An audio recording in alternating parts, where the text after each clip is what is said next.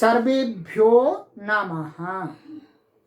देववाणी संस्कृतम ई गुरुकुलम में आप सभी महान भावों का हार्दिक अभिनंदन है। मित्रों, भारत भारती नामक पुस्तक, जिसके अंदर भारत के अतीत का या इतिहास लिखा गया है मैथिली शरण गुप्त के द्वारा, उसको हम पढ़ रहे हैं। यहाँ कविताओं के रूप में पढ़ रहे हैं।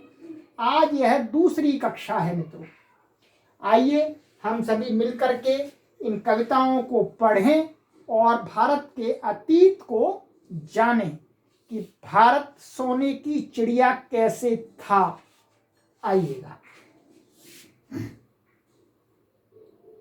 और आपसे निवेदन कर देना चाहता हूं कि आप शेयर करना न भूलें। कम से कम 10 लोगों को शेयर करें, यही आपकी गुरुदक्षिणा है।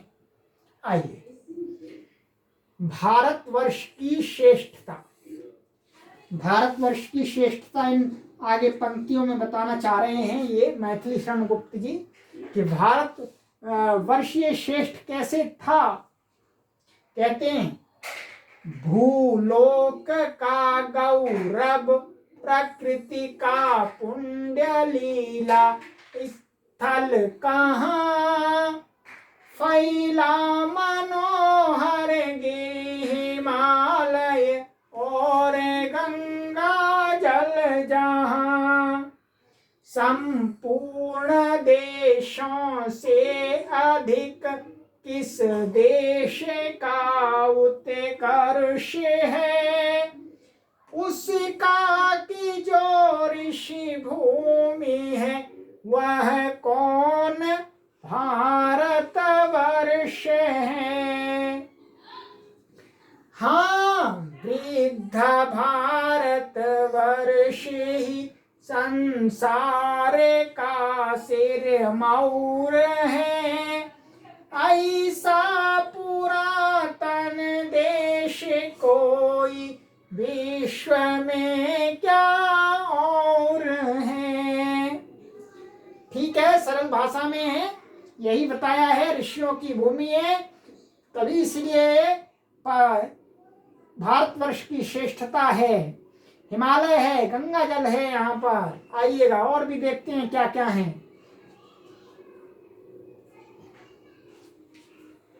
भगवान की भवभूतियों का यह प्रथम भंडार है, विधि ने किया नर सृष्टि का पहले यही विस्तार है।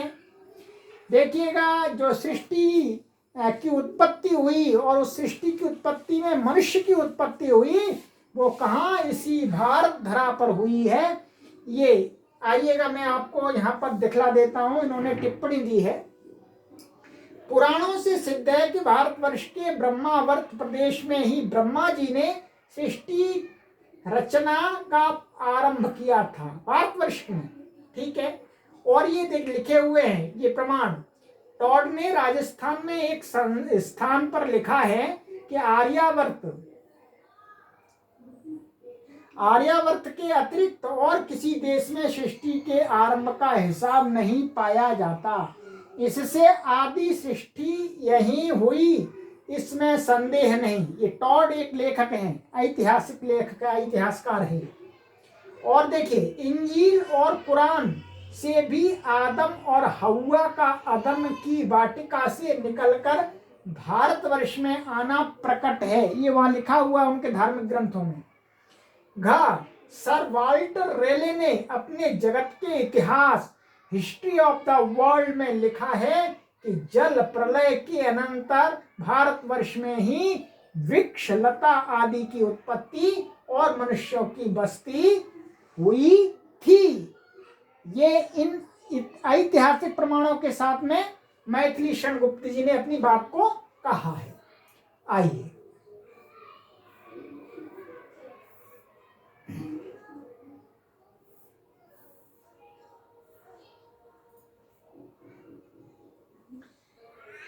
यह पुण्य भूमि प्रसिद्ध है, इसके निवासी आर्य हैं।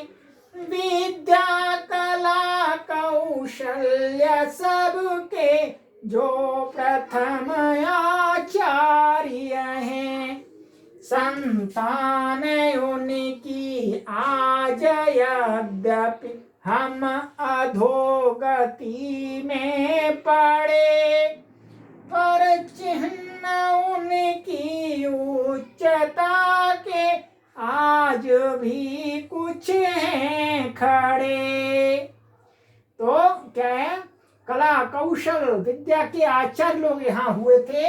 ये कहाँ लिखा है? यहाँ मनुस्मृति में लिखा गया है। ये यहाँ पर प्रमाण दिया इन्होंने। क्या कहा देखिएगा, एतद्देश प्रसूतस्य सकाशादग्रजन्मनः स्वं स्वं चरित्रं शिक्षेरन् पृथिव्यां सर्वमानवाः। संपूर्ण संसार के लोग इस देश में उत्पन्न होने वाले जो विद्वान लोग हैं, उनसे अपने चरित्रों की शिक्षा आकर के ग्रहण करें। ये मनुस्मृति का श्लोक दिया इन्होंने प्रमाण में, इसलिए ये भारतवर्ष श्रेष्ठ है। आइएगा मित्रों, ये एक नई हेडिंग दे रहे हैं ये आपके लिए, हमारा उद्भव अर्थात हमारी उत्पत्ति। इसके बारे में कुछ पंक्तियां लिखी हैं, देखिएगा।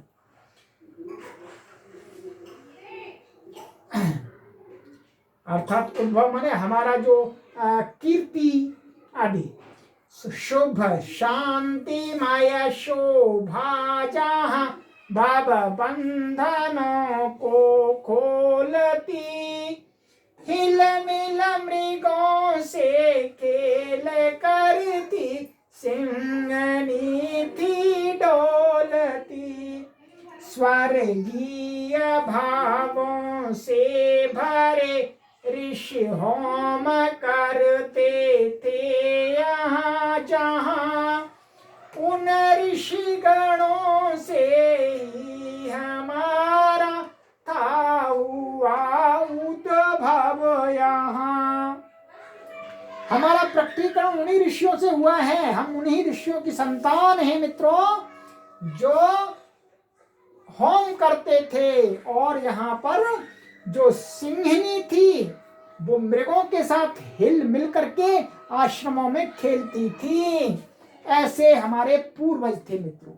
आइएगा अब पूर्वजों के बारे में और बात करते हैं। ये बहुत ही सुंदर हमारे पूर्वज कैसे थे, इनको भी देखिए।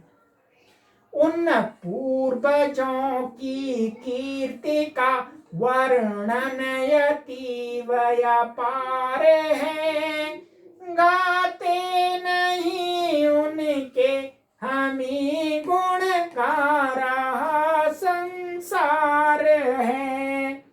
वे धर्म पर करते निछाव, तृण समान शरीर थे, उनसे वही गंभीर थे, वर वीर थे, ध्रुव धीर थे।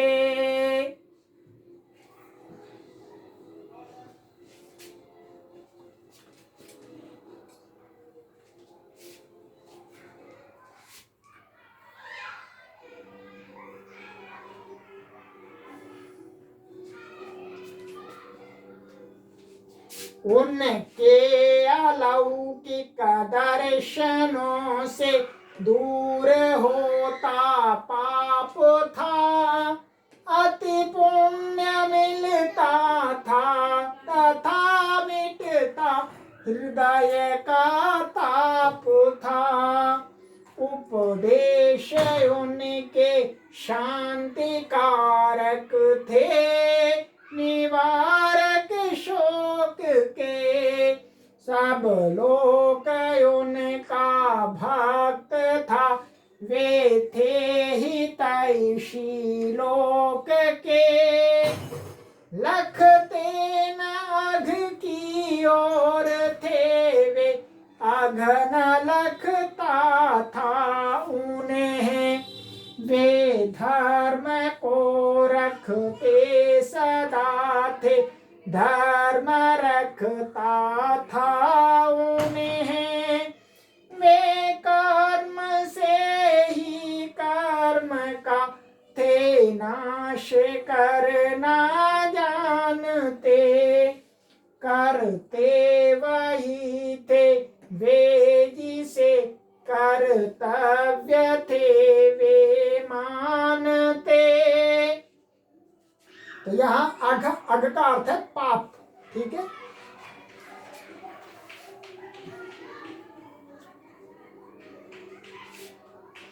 वे सजग रहते थे सदा दुख पूर्ण तृष्णा भ्रांति से, जीवन बिताते थे सदा संतोष पूर्वक शांति से। इस लोक में उस लोक से वे अल्प सुख पाते न थे, हंसते हुए आते न थे, रोते हुए जाते न थे। जिनकी अपूर्व सुगंधि से इंद्रिय मधुपगण थे हिले, सद्भाव सरसिज पर जहाँ पर नित्य रहते थे खिले। लहरें उठाने में जहाँ व्यवहार मारुत लग्न था, उन्मत्त आत्मा हंस उनके मानसों में मग्न था। बहुत सुंदर है, कितना मार्मिक सटीक लिखा है उन्होंने। वे ईश नियमों की कभी अवहेलना करते न थे, सन्मार्ग में चलते हुए वे विघ्न से डरते न थे। अपने लिए वे दूसरों का हित कभी हरते न थे, चिंता प्रपूर्ण शांति पूर्वक वे कभी मरते न थे। वे मोह बंधन मुक्त थे, स्वच्छनंद थे, स्वाधीन थे, संपूर्ण सुख संयुक्त थे, वे शांति शिखरासीन थे। मन से वचन से कर्म से वे प्रभु भजन में लीन थे, विख्यात ब्रह्मानंद के वे मनोहर मीन थे। मीन माने मछली, अर्थात वो ब्रह्म के आनंद के ब्रह्मानंद के नंद माने स्वामी के वो मनोहर मीन माने मछली थे, अर्थात परमात्मा के वो प्रिय थे।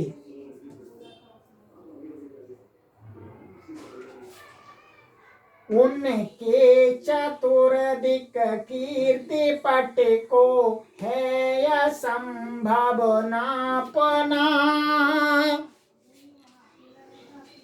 कि दूर देशों में उन्होंने उपनिवेश स्थापना, पहुँचे जहाँ वे आज्ञता का द्वार जानो रुक गया, वे झुक गए जिस ओर को संसार मानो झुक गया। वर्णन उन्होंने जिस विषय का है किया पूरा किया, मानो प्रकृति ने ही स्वयं साहित्य उनका रच दिया। चाहे समय की गति कभी अनुकूल उनके हो नहीं है, किंतु निश्चल एक से सिद्धांत उनके सब कहीं।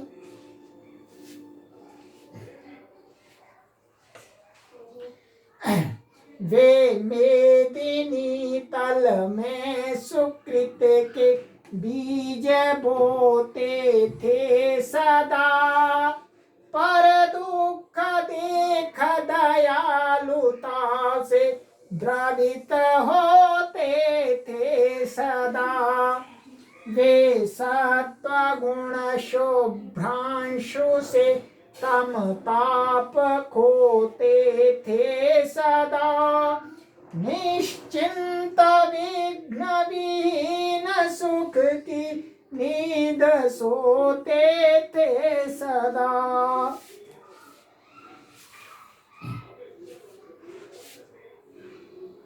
वे आर्य ही थे जो कभी अपने लिए जीते न थे, वे स्वार्थरत हो मोह की मदिरा कभी पीते न थे। संसार के उपकार हित जब जन्म लेते थे सभी, निश्चेष्ट होकर किस तरह वे बैठ सकते थे कभी। इस भारत देश के अंदर जो भी महापुरुष जन्म लेते थे मित्रों, वो कैसे उपकार के लिए हित के लिए लेते थे, फिर ऐसे महापुरुष, ऐसे आदर्श पुरुष, ऐसे ऋषि शांत कैसे बैठ सकते थे, निश्चेष्ट कैसे बैठ सकते थे, वो हमेशा परोपकार में लगे रहते थे। आइएगा थोड़ा और पढ़ते हैं इसमें। आदर्श, इस देश के जो आदर्श हैं उनके बारे में बताया जा रहा है मित्रों, सुनिएगा। आपको संपूर्ण भारतवर्ष का इतिहास जान करके अपने आप पर गौरव अनुभव होने लगेगा मित्रों, जब आप इस पूरी श्रृंखलाओं को पढ़ लेंगे।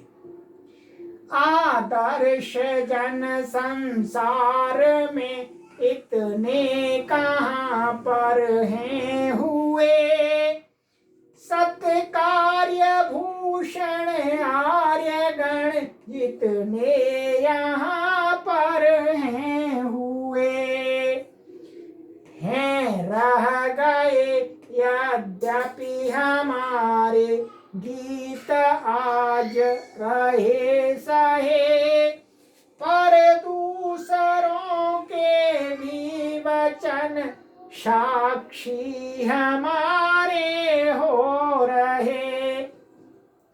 गौतम वशिष्ठ समान मुनिवर जान दायक थे यहाँ, मनु याज्ञवल्क्य समान सत्तम विधि विधायक थे यहाँ।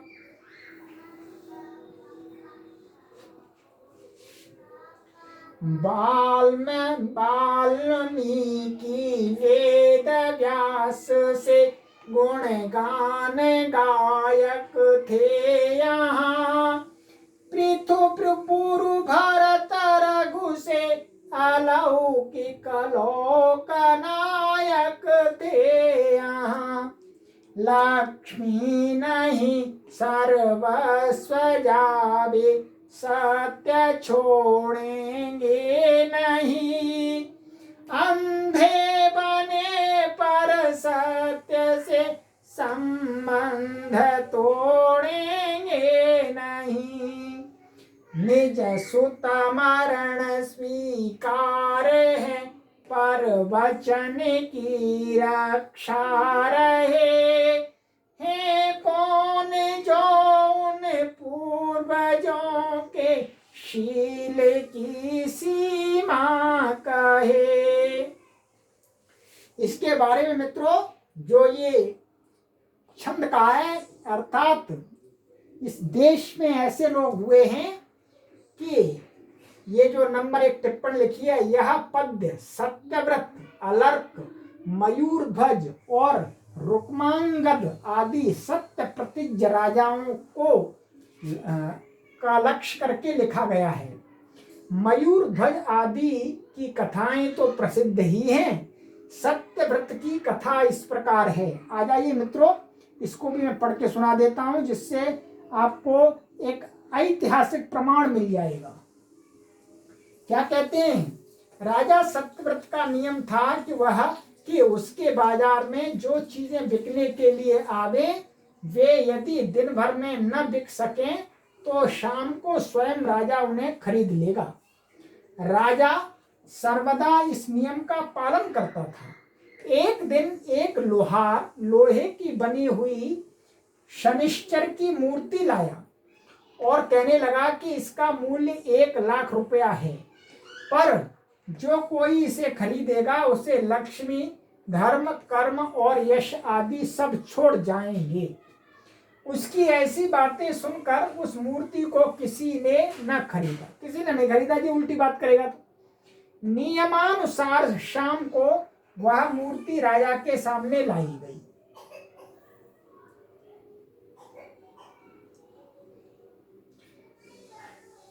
राजा ने सब कुछ समझकर भी उसको खरीद लिया, अपने नियम को नहीं तोड़ा। आधी रात के वक्त एक सुंदर स्त्री ने आकर राजा से कहा कि मैं तुम्हारी राजलक्ष्मी हूँ, तुम्हारे यहाँ शनिश्चर आ गया, अब मैं नहीं रह सकती, मुझको विदा कीजिए।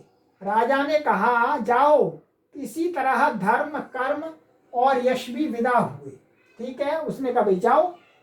अंत में सत्यदेव आए और बोले कि हे राजा, मैं सत्य हूँ, शनिश्चर के कारण मैं अब नहीं रह सकता, जाता हूँ। राजा ने उठकर हाथ पकड़ लिया और कहा कि लक्ष्मी, धर्म और यश जाएं तो भले ही चले जाएं, पर आप कहाँ जाते हैं? आपको रखने के लिए ही तो मैंने शनिश्चर की मूर्ति ली है, अर्थात सत्य वचन का पालन करने के लिए। सत्य से उत्तर न देते बना। जब सत्य न गया तब लक्ष्मी, धर्म और यश आदि सब लौट आए। ये एक कथानक है मित्र। इसका तात्पर्य है कि सत्य के पालन के लिए यहाँ पर राजा लोगों ने, ऋषियों लोगों ने अपने प्राणों की चिंता नहीं की, अपने धन संपत्ति ऐश्वर्य की चिंता नहीं की, अपने वचन की चिंता की। आइएगा, सर्वस्व करके दान जो 40 दिन भूखे रहे, अपने अतिथि सत्कार में फिर भी न जो रूखे रहे, पर तृप्ति कर निज तृप्ति मानी रंति देव नरेश ने, ऐसे अतिथि संतोष कर पैदा किए किस देश ने। ये क्रंति देव राजा हुए हैं, इन्होंने अतिथि सत्कार स्वयं 40 दिन भूखे रह करके किया था मित्रों।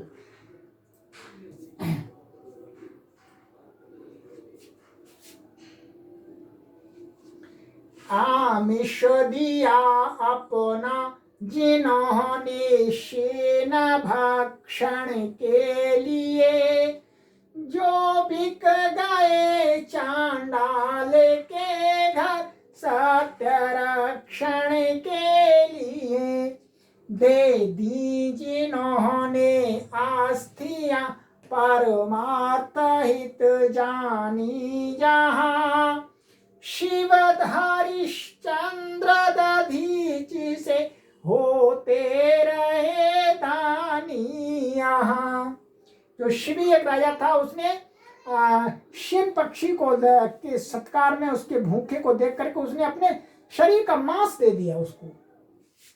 और हरिश्चंद्र ने अपने सत्य की रक्षा के लिए वो चांडाल के यहाँ पर बिक गए स्वयं, और दधीची ने असुरों के नाश के लिए अपनी अस्थियों को ही दे दिया था।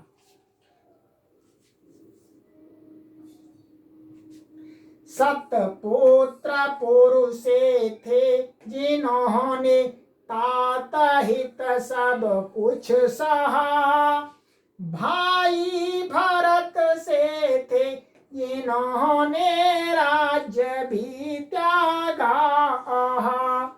जो धीरता के वीरता के प्रौढ़तम पालक हुए, प्रहलाद ध्रुव कुशलभ तथा अभिमन्यु सम बालक हुए।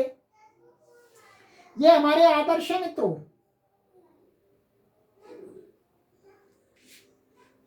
वह भीष्म का इंद्रिय दमन, उनकी धरासी धीरता, वह शील उनका और उनकी वीरता गंभीरता, उनकी सरलता और उनकी वह विशाल विवेकता है एक जन के अनुकरण में सब गुणों की एकता।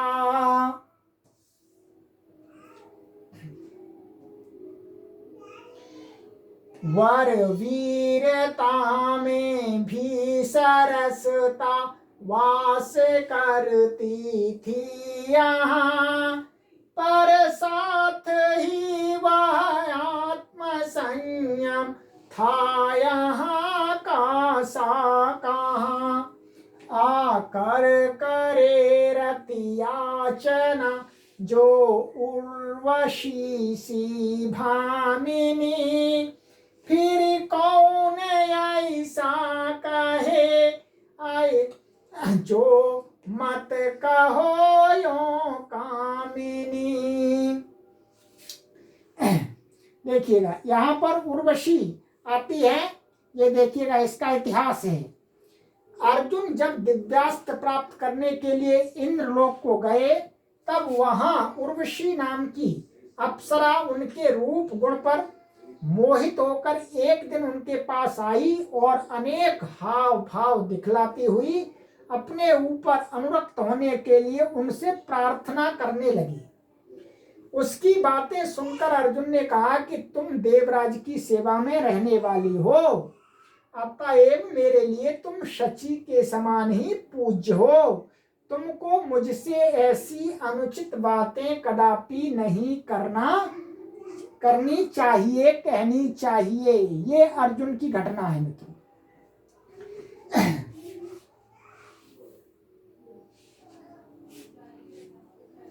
यदि भूल कर अनुचित किसी ने काम कर डाला कभी, वह तो स्वयं नृप के निकट दंडार्थ जाता था तभी।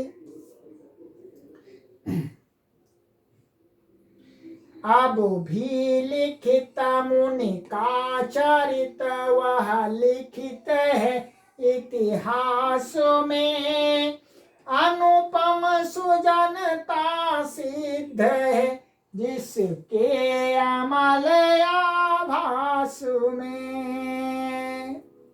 तो ये मित्रों एक लिखित मुनि थे, उन्होंने अपने से गलती हो गई उनसे, तो वो स्वयं राजा के पास में दंड प्राप्त करने के लिए गए थे। तो ये मित्रों इस भारत देश के कुछ आदर्शों की बात की है। ऐसे यहाँ कोटि कोटि आदर्श हुए मित्रों। चलिए तो मित्रों इस कक्षा में हमने आज ये कुछ पढ़ा, कुछ कवित्व की पंक्तियों से भारत के अतीत इतिहास को जाना। आगे हम इस भारत देश की जो गौरवशाली स्त्रियां हैं, माताएं हैं, मातृशक्ति हैं, उनके बारे में पढ़ेंगे और ये निरंतर चलता रहेगा। आपसे निवेदन है कि प्रत्येक इस श्रृंखला की वीडियो को देखिएगा और कम से कम 10 लोगों को शेयर कीजिएगा।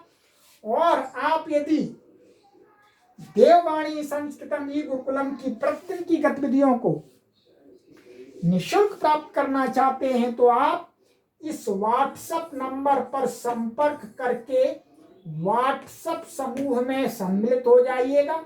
आपको प्रतिदिन उत्तम से उत्तम सामग्री प्राप्त होगी।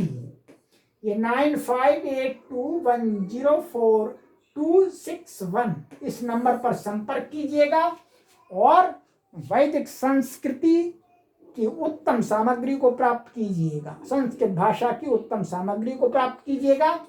चलिएगा, अब इस कक्षा को यहीं विराम देते हैं। आगे की वीडियो लेकर के आपके समक्ष उपस्थित होते हैं। सर्वेभ्यो नमः।